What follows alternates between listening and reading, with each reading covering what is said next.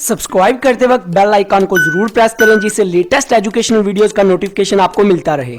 इस वीडियो में मैं आपको बताऊंगा कि एक्सप्लिसिट नॉलेज क्या होता है, इसका बेसिक कॉन्सेप्ट इजी वे में एग्जांपल के साथ समझाऊंगा।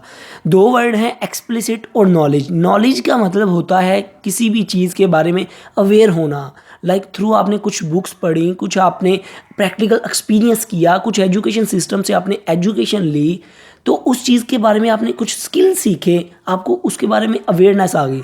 तो ये जो उस चीज़ को आपने जान लिया ना, इसको हम बोलेंगे नॉलेज। सिंपल सा कॉन्सेप्ट है। और एक्सप्लिसिट का मतलब होता है कि जो विजिबल हो, जो इजीली जिसको हम असेस कर सकें।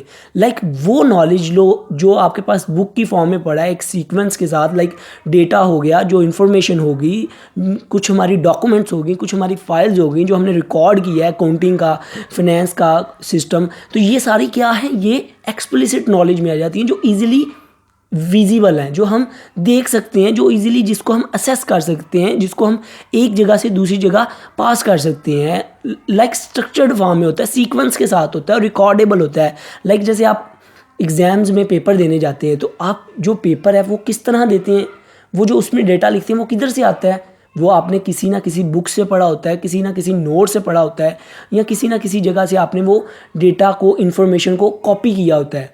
और फिर उसको अपने माइंड के मुताबिक, अपनी थिंकिंग, अपनी परसेप्शन के मुताबिक जब आप लिखते हो, इस्तेमाल करते हो, उस नॉलेज को डिलीवर करते हो, तो वो टैसिट नॉलेज में कन्वर्ट हो जाता है। टैसिट नॉलेज वो नॉलेज होता है जो डेटा की फॉर्म में नहीं होता, इन्फॉर्मेशन की फॉर्म में नहीं होता, जो हमारी थिंकिंग है, जो हमारी परसेप्शन है, जो हमारा डिसीजन मेकिंग है, ये सारी किस में आ जाती हैं, टैसिट नॉलेज में आ जाती हैं।